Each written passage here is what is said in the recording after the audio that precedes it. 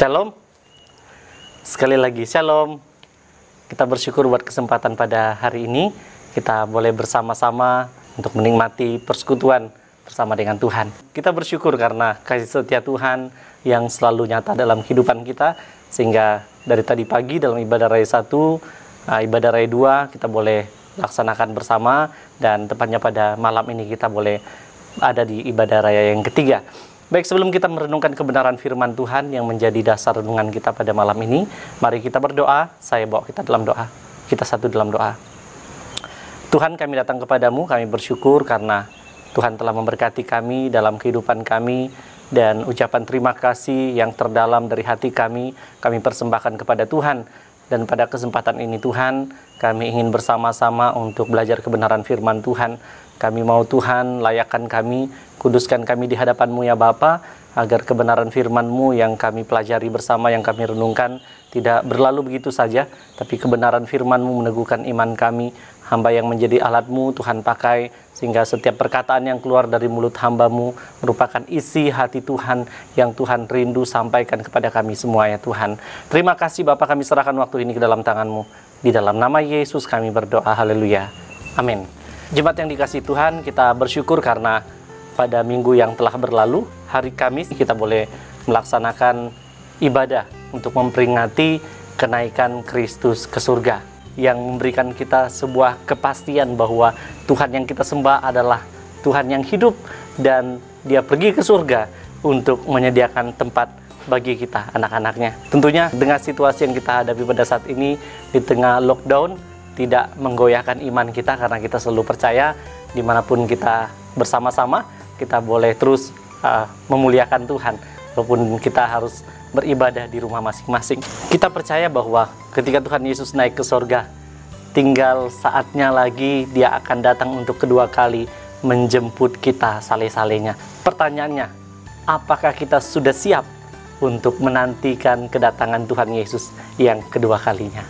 Ketika kita melihat bahwa Tuhan Yesus setelah naik ke surga berpisah dengan para murid, tentu ini sebuah hal yang membuat para murid sebagai manusia biasa merasakan begitu banyak hal yang akan mereka hadapi di tengah situasi yang mereka alami, di tengah pergumulan yang mereka alami. Mereka tetap percaya akan janji Tuhan. Pada Kisah Para Rasul pasal 1 ayat yang ke-8, bahwa Tuhan katakan, kamu akan menerima kuasa kalau Roh Kudus turun ke atas kamu, dan kamu akan menjadi saksiku.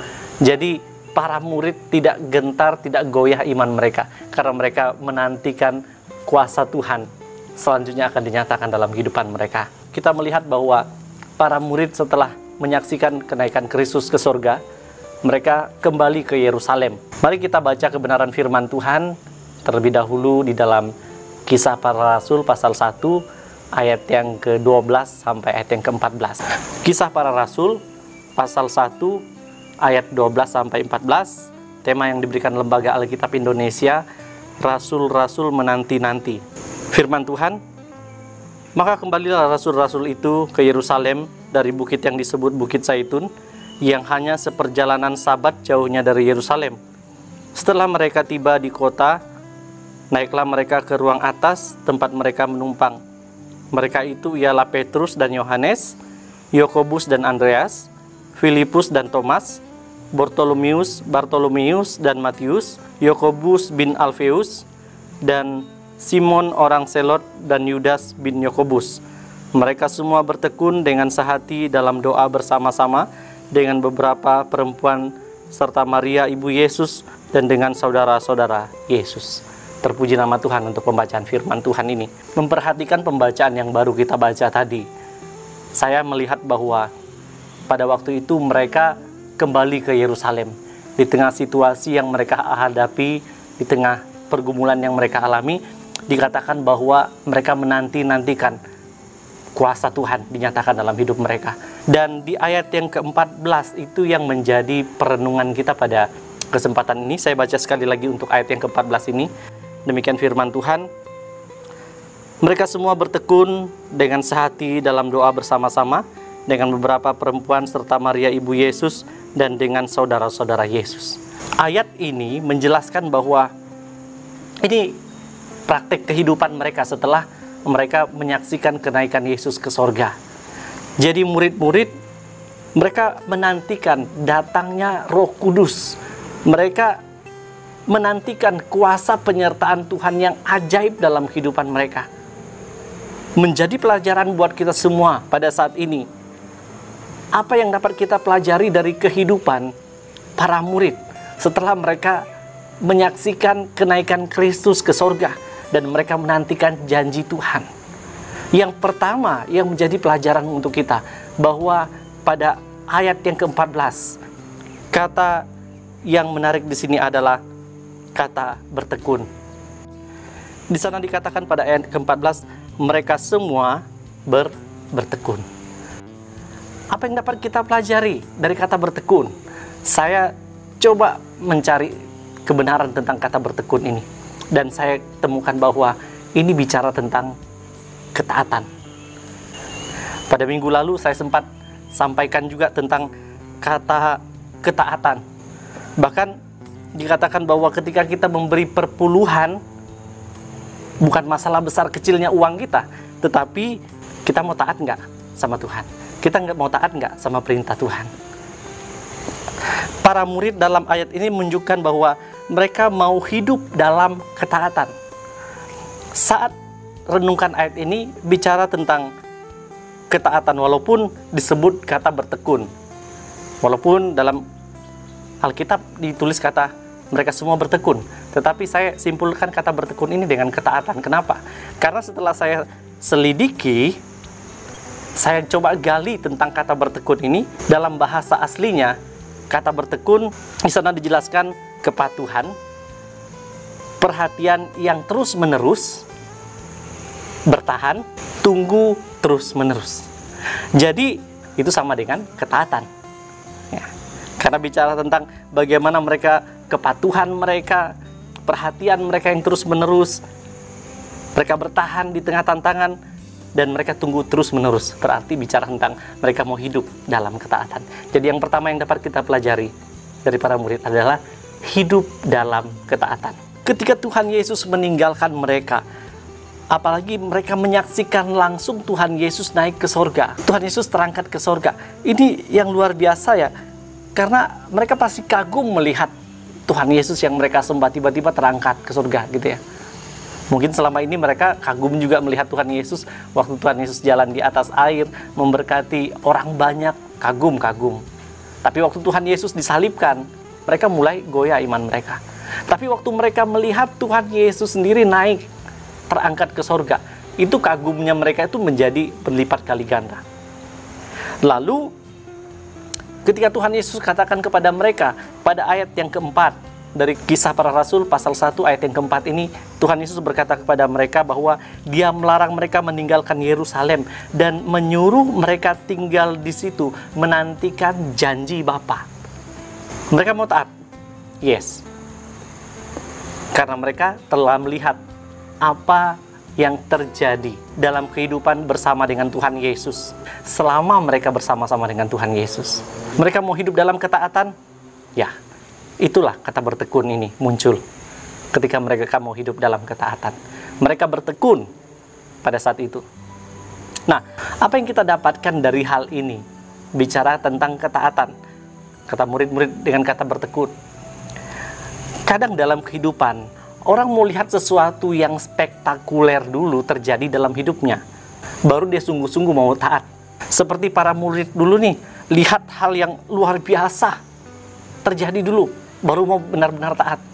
Dengar baik, kalau mau seperti para murid, alami masalah yang besar dulu. Kalau mau seperti para murid, nyawa Anda dulu jadi taruhannya. Pertanyaannya, Anda siap nggak? Saya bilang jangan deh. Masalah yang kita alami saja nggak besar-besar amat, tapi sudah buat kepala pusing, buat stres. Apalagi hadapi masalah kayak para murid, sampai nyawa jadi taruhannya. Jadi lebih baik hidup dalam ketaatan. Memang kita mau lihat sesuatu yang spektakuler, tetapi siap nggak kita hadapi tantangan? Siap nggak kita hadapi masalah dulu? Oleh sebab itu, di tengah situasi apapun yang terjadi dalam kehidupan, di tengah tantangan, di tengah masalah, tetap kuat di dalam Tuhan. Tetap percaya bahwa di balik segala yang terjadi dalam hidup ini, kuasa penyertaan Tuhan yang ajaib akan kita nikmati dalam kehidupan. Amin. Amin. Coba pikir baik, apa yang membuat Anda tidak taat kepada Tuhan? Untuk hal-hal lain mungkin yang membuat Anda tidak taat. Ya, saya tidak tahu apakah Anda taat atau tidak, tapi Anda dan Tuhan yang tahu. Belajar hidup taat kepada Tuhan. Jadi sebagai anak-anak Tuhan, walaupun banyak tantangan yang kita alami dalam hidup ini, banyak masalah yang kita alami dalam kehidupan kita, tetaplah taat kepada Tuhan.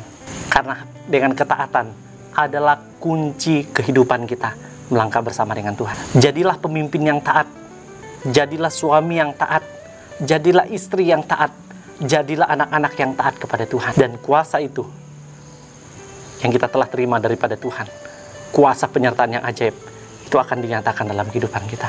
Belajar dari kehidupan para murid yang mempraktekkan kehidupan yang taat kepada Tuhan. Hiduplah dalam ketaatan, sebab kuasa penyertaan Tuhan yang ajaib akan dinyatakan dalam kehidupan kita. Memang hidup dalam ketaatan itu tidak mudah, tetapi bukan berarti tidak bisa. Persoalannya adalah, apakah Anda mau atau tidak hidup dalam ketaatan. Lalu yang kedua, apa yang kita dapat pelajari dari para murid? Yang pertama, hidup dalam ketaatan. Yang kedua, mereka hidup sehati dalam Tuhan. Mereka hidup sehati dalam Tuhan. Para murid hidup sehati dalam Tuhan. Kalau kita melihat kata sehati dalam bahasa aslinya, itu tentang homotumadon. Ini dari dua kata. Yang pertama, dari kata homo, itu bersama, ya, bukan tanda kutip ya, itu homo, bersama. Lalu yang kedua, tomos, yaitu gairah. Jadi homotumadon yang artinya sehati, atau kebersamaan yang kuat karena ada kesatuan hati, kesehatian. Itu yang dijelaskan pada bagian firman Tuhan ini. Mereka hidup sehati dalam Tuhan. Para murid mengerti bahwa perlu ada kesatuan hati. Mengapa? Karena pada ayat yang keempat dan ayat yang ke-8, di sana ada janji Bapa dan hadirnya Roh Kudus untuk memberikan mereka kuasa. Sehingga mereka sangat mengerti tentang hal itu. Dan mereka sehati untuk menanti apa yang Tuhan Yesus janjikan kepada mereka. Apa yang dapat kita pelajari dari para murid? Ketika kita tahu ada janji Tuhan dalam hidup ini dan tujuan akhir dari kehidupan kita, mari kita sehati dalam Tuhan. Walaupun banyak perbedaan, tidak mudah sehati karena banyak perbedaan. Baik itu dari latar belakang, budaya, pendidikan, dan lain sebagainya. Itu yang membuat susah untuk dikatakan sehati. Pasti ada perbedaan-perbedaan. Dan bisa saja kita tidak sehati. Tetapi bukan ketika kita tidak melihat ada sebuah kesamaan, bukan berarti kita katakan tidak ada yang namanya sehati. Karena kesehatian adalah pilihan. Sekali lagi, kesehatian adalah pilihan, bukan keadaan. Anda mau tidak sehati sama orang lain, itu pilihan Anda sendiri. Anda mau sehati bukan karena keadaan Anda. Keadaan Anda adalah sudah baik, tetapi Anda sendiri yang membuat tidak ada kesehatian. Nah, saudara, dalam melihat kehidupan kita, demikian pun dalam kehidupan ini. Halo? Kalau kita melihat bangsa Indonesia, kira-kira kita sehati nggak? Di tengah situasi lockdown, tidak boleh kemana-mana, masih ada aja yang keluyuran ke sana-sini. Karena mereka berpikir bahwa aman-aman saja. Tapi waktu kena penyakit, baru akhirnya panik kalang kabut gitu ya. Nah, banyak yang tidak bisa sehati. Bahkan dalam gereja, bagaimana? Apakah kita sudah bisa sehati? Susah juga karena ada yang mau begini, ada yang mau begitu. Perbedaan-perbedaan ini. Sehingga ada yang bilang, mending pindah gereja aja. karena sudah nggak sehati lagi di gereja ini. Hati-hati. Sekali lagi, hati-hati. Anda pindah gereja, Anda ketemu tempat orang yang berbeda, pasti nggak akan sehati lagi. Lalu alasannya sekarang, apakah pindah gereja lagi? Makanya saya katakan bahwa sehati adalah pilihan, bukan keadaan. Untuk menjadi sehati, perlu yang namanya kerendahan hati. Firman Tuhan katakan bahwa kita harus merendahkan diri, mau sehati. Saya coba renungkan hal ini, bicara tentang sehati. Lalu saya bayangkan tentang Tuhan yang begitu mengasihi kita apa adanya. Sekarang coba bayangkan kalau Tuhan yang sehati mau menjadi manusia seutuhnya dan mau merendahkan diri, bahkan Alkitab mencatat sampai mati di kayu salib, mau merendahkan diri. Bukankah Tuhan telah menunjukkan bahwa Dia ingin sehati dengan kita? Oleh sebab itu kita juga sebagai anak-anak Tuhan seharusnya kita bisa mengambil sebuah tindakan seperti Tuhan Yesus. Mau tetap sehati. Walaupun kita katakan kita punya jabatan lebih tinggi, kita punya pendidikan lebih tinggi, kita punya hal-hal yang lebih tinggi, tapi ingat baik bahwa kita harus sehati. Siapapun yang dipercayakan dalam sebuah tanggung jawab kepemimpinan, baik dalam organisasi bahkan dalam gereja, tetap percaya bahwa kita harus ambil tindakan merendahkan diri agar kita bisa jalan sehati. Karena kalau kita tetap mempertahankan apa yang menjadi sebuah keputusan kita, sebuah pegangan kita, tidak akan ada yang namanya sehati. Sekali lagi, sehati adalah pilihan. Dalam keluarga pun perlu ada namanya sehati, kesehatian dalam keluarga. Suami dan istri harus sehati.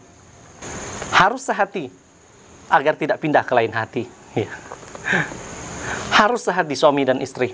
Ada yang katakan, Pak, kami susah sehati karena suami saya itu seperti ini orangnya, istri saya itu seperti ini orangnya.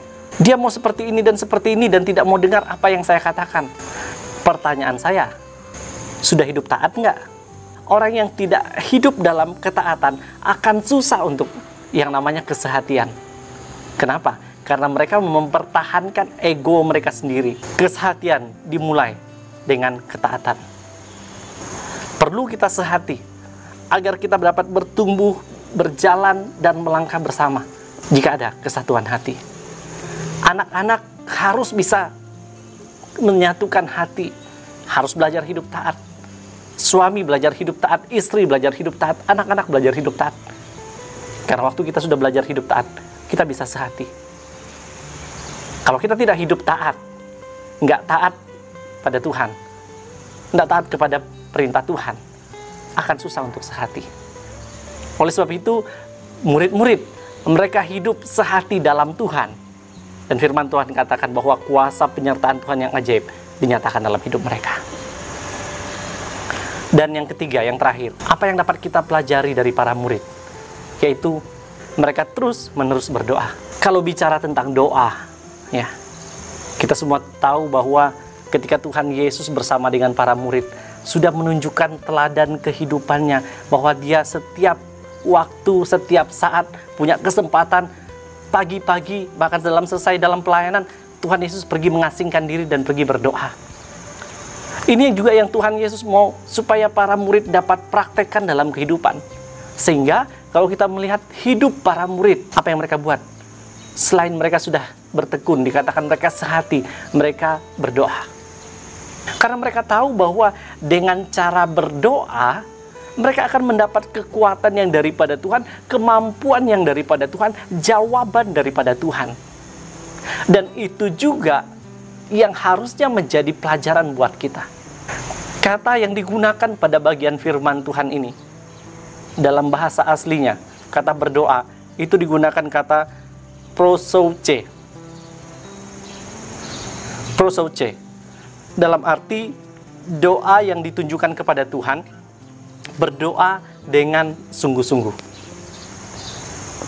Pertanyaan saya, apakah kita benar-benar sudah sungguh-sungguh dengan kesungguhan hati berdoa kepada Tuhan?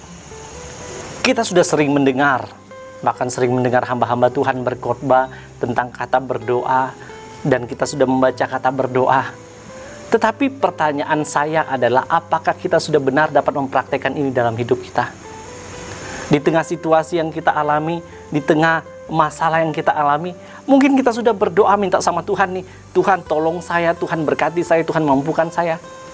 Tapi yang terjadi adalah jawaban Tuhan itu tidak kunjung datang kita temukan. Bukan berarti itu membuat iman kita goyah dan kita tidak mau berdoa. Perhatikan para murid. Mereka sadar bahwa ketika mereka akan menerima kuasa penyertaan Tuhan yang ajaib itu, mereka harus hidup di dalam doa. Mereka harus terus-menerus berdoa agar Tuhan menyatakan kuasa. Dan yang terjadi, Tuhan menyatakan kuasa bagi mereka. Perlu kita berdoa, karena dengan berdoa kita dimampukan dalam menjalani kehidupan ini. Ketika kita berdoa dengan sungguh-sungguh, dengan segenap hati, kita menyerahkan kepada Tuhan. Itu yang dapat kita pelajari dengan para murid, bahwa mereka berdoa dengan sungguh-sungguh karena mereka tahu bahwa komunikasi yang terbaik dengan Tuhan adalah melalui doa. Mereka tidak melewatkan kesempatan untuk terus-menerus berdoa. Saudara, di tengah situasi yang saat ini sedang kita alami dengan pandemi virus corona, lalu di tengah usaha dan bisnis kita, di tengah studi kita, yang rasanya Tuhan kok seperti ini yang terjadi ya? Kok Tuhan, apa yang harus kami buat sebagai anak-anak-Mu? Saya mau katakan, tetaplah berdoa. Apapun yang terjadi, tetaplah berdoa. Karena hanya dengan berdoa, kita mendapat kekuatan yang daripada Tuhan. Dengan berdoa, kita mendapat kemampuan daripada Tuhan untuk menjalani kehidupan. Jadi apapun yang terjadi saat ini, tetap berdoa. Dan mari terus-menerus berdoa seperti para murid. Mereka terus-menerus berdoa kepada Tuhan dalam menjalani kehidupan. Karena mereka tahu bahwa mereka menantikan jawaban Tuhan. Mungkin jawaban Tuhan sampai hari ini kita tidak temukan, kita tidak dapatkan. Tetapi itu bukan membuat iman kita semakin kendor di dalam Tuhan. Justru itu membuat kita terus berserah kepada Tuhan karena pengharapan yang pasti, yang sesungguhnya hanya ada di dalam Tuhan. Dan kita percaya bahwa di tengah situasi yang terjadi, selalu ada jawaban yang terbaik Tuhan berikan kepada kita. Jawaban Tuhan terkadang tidak terlalu cepat, tidak terlalu lambat, tetapi selalu tepat di saat yang tepat. Oleh sebab itu, mari kita sebagai anak-anak Tuhan, kita kembali melihat kehidupan para murid, menerima kuasa penyertaan Tuhan yang ajaib dalam hidup. Yang pertama, karena mereka mau hidup dalam ketaatan. Yang kedua, karena mereka sehati dalam Tuhan. Mereka sehati dalam Tuhan. Yang ketiga, karena mereka terus-menerus berdoa.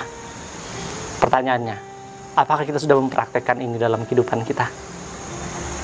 Kuasa penyertaan Tuhan itu sudah kita terima. Sekarang tinggal bagaimana kuasa penyertaan Tuhan itu akan terus dinyatakan dalam kehidupan kita.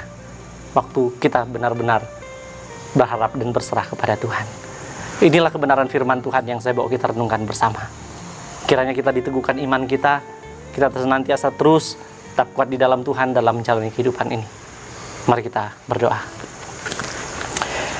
Terima kasih Bapa, sungguh kami bersyukur pada kesempatan ini kami boleh belajar kebenaran firman Tuhan yang meneguhkan iman kami, bahwa kami senantiasa sebagai anak-anak Tuhan boleh belajar dari kehidupan para murid ketika mereka menantikan kuasa penyertaan Tuhan yang ajaib dalam kehidupan mereka. Mereka hidup dalam ketaatan, mereka senantiasa bertekun dalam menjalani kehidupan, dan kami juga bersyukur karena mereka juga boleh mengajarkan kami untuk senantiasa sehati dalam menjalani kehidupan ini. Tentu kami tahu ada begitu banyak perbedaan di antara kami Tuhan, tapi kami percaya dengan sehati kami diberikan kekuatan oleh Tuhan. Dan kami juga bersyukur Bapa karena para murid juga boleh mengingatkan kepada kami untuk kami harus terus-menerus berdoa. Kami harus senantiasa terus berdoa kepada Tuhan karena kami percaya ketika kami berdoa ada kuasa Tuhan, penyertaan Tuhan yang akan selalu dinyatakan dalam kehidupan kami. Terima kasih Bapa, hamba sudah berhenti menjelaskan firman Tuhan. Biarlah Roh Kudus-Mu yang menjelaskan dengan lebih detail kepada setiap pribadi kami, agar kami dapat menjadi pelaku kebenaran firman Tuhan ini, dan kami tidak hanya menjadi pendengar saja ya Tuhan. Terima kasih Tuhan, ini doa kami, ucapan syukur kami. Di dalam nama Tuhan Yesus kami berdoa, haleluya, amin. Puji Tuhan, kita boleh mengambil kesempatan pada malam ini untuk bersama-sama dalam persekutuan di ibadah raya 3 kita. Saya berharap kita tetap semangat dalam menjalani kehidupan, dalam menjalani minggu ini, tetap berserah dan berharap kepada Tuhan. Kiranya Tuhan berikan kekuatan, kesehatan bagi kita semua, dan tetap andalkan Tuhan dalam menjalani kehidupan ini. Selamat malam, Tuhan Yesus memberkati. Shalom.